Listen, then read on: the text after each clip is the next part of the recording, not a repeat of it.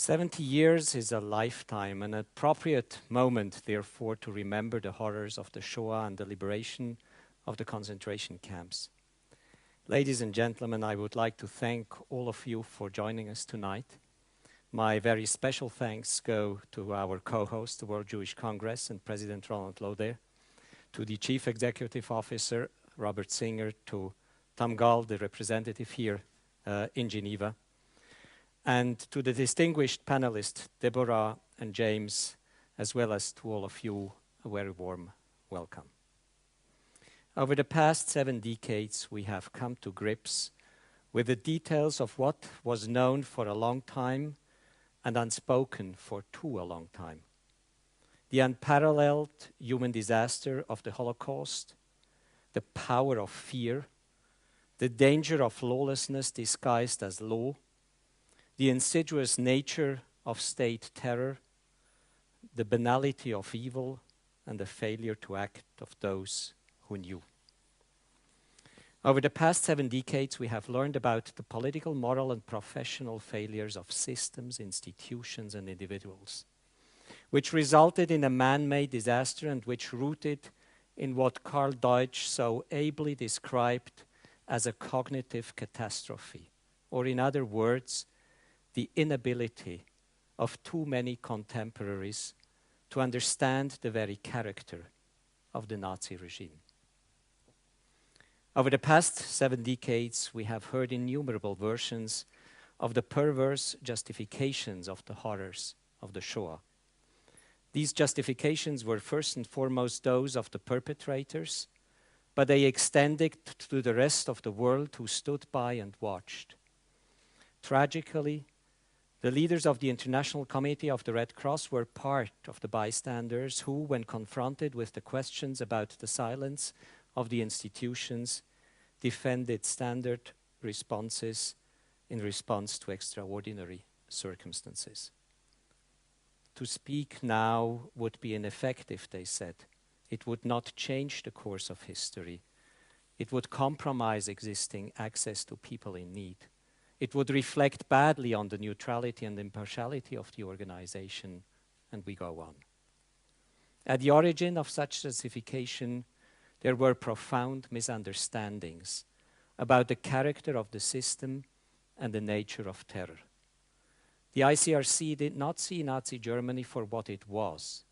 Instead, the organization maintained the illusion that the Third Reich was a regular partner, a state that occasionally violates laws, not unlike any army during the First World War, occasionally using illegal weapons and means and methods of warfare.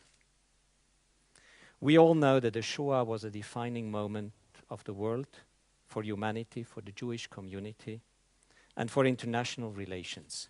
It shaped and sharpened the expectations of public policies in numerous countries and in the international relations with regard to the legal and moral obligations and responsibilities of individuals.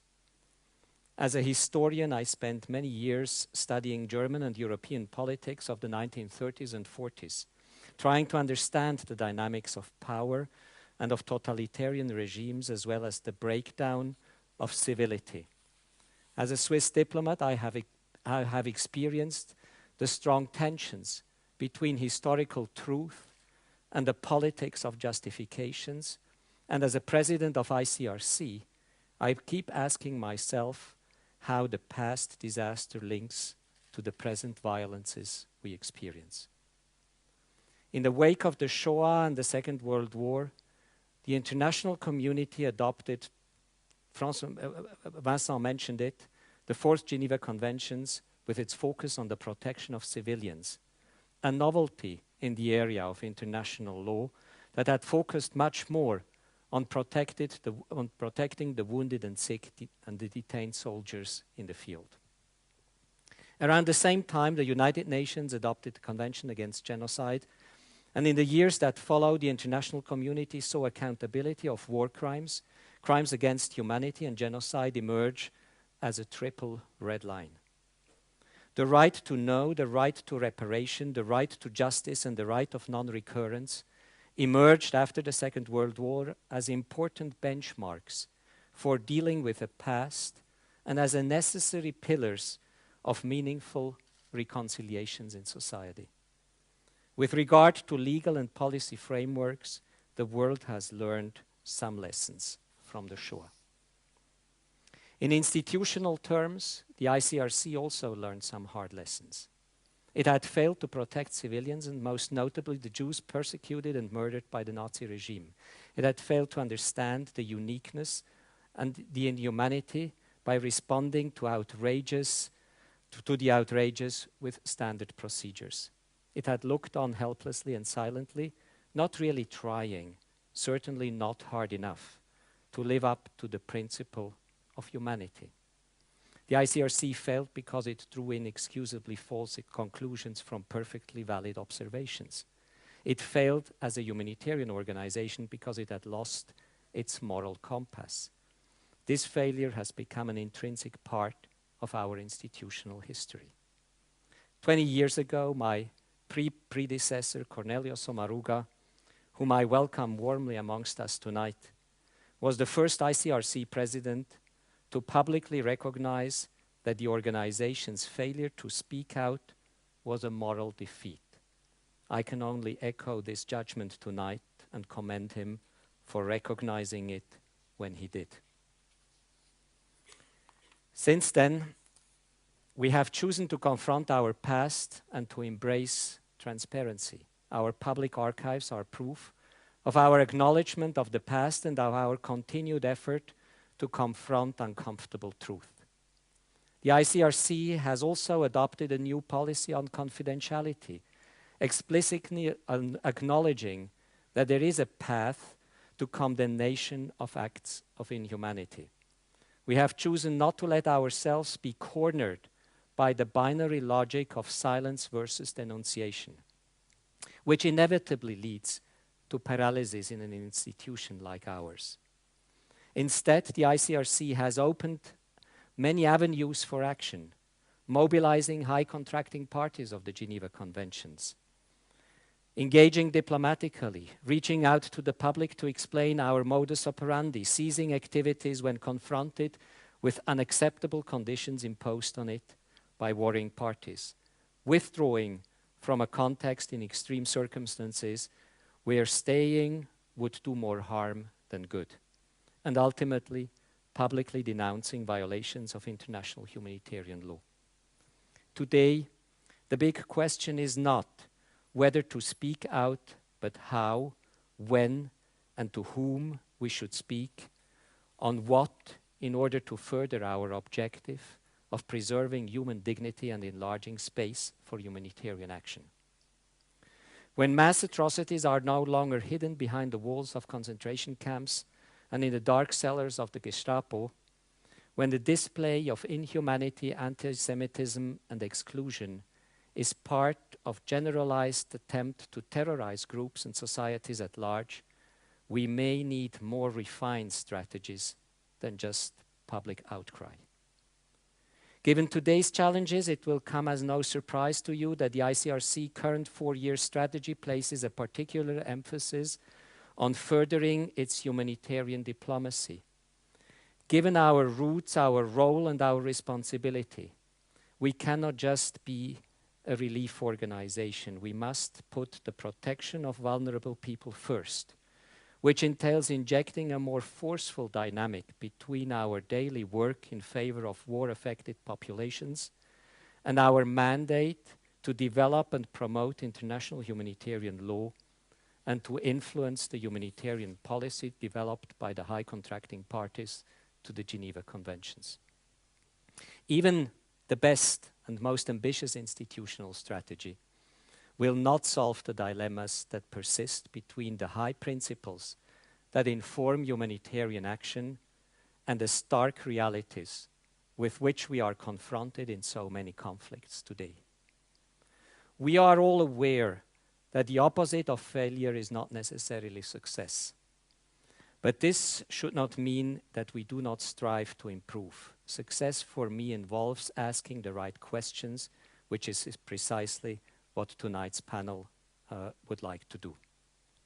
We are invited to think about the singularity of the Nazi regime and the Holocaust and whether it can be connected with the enduring patterns of genocide and violations of fundamental law. This raises a number of related questions, such as whether we can distinguish between violations of the law that take place within the framework of general acceptance of the law and the systematic violations that fundamentally question the principle of humanity. How to avoid misguided analogies that lead us to wrong conclusion. What is new and what is old when we are confronted and comparing conflicts? Where is the line between compromise and rotten compromise? When is persistent and patient engagement the right thing to do, and when is it a dangerous illusion? Many have committed to learn from the past and not to see history repeat itself. 2 weeks ago, on Yom HaShoah, or Holocaust Remembrance Day, the words "never again" once more reverberated across the world. But for the ICRC, somehow, "never again" resonates with difficulty because of what we see and experience on the ground each and every day. We cannot guarantee that a humanitarian catastrophe of the extent of the Holocaust will not happen again. On the contrary, we witness a catalogue of atrocities every day in wars across the globe. In reflecting what it means to have learned from the Shoah, in preparation for our gathering tonight, I reread some of Justice Thomas Bergenthal's writings. In his famous book, A Lucky Child, he recounts his time as a lawyer and judge dealing with cases involving atrocities committed in the Balkans, in Cambodia, in Rwanda, and Salvador, which triggered memories of his days in Auschwitz as a young boy. Bergenthal impersonates to me the most positive turn history can take in an individual. Many of you may recall when Bergenthal compares survival in Auschwitz with those kids who survive poverty and violence in today's urban slums. He certainly has shown the way at individual level, turning trauma and bare instinct for survival into productive energy to build institutions, strengthen accountability and legal frameworks, and thus open spaces for more humane societies.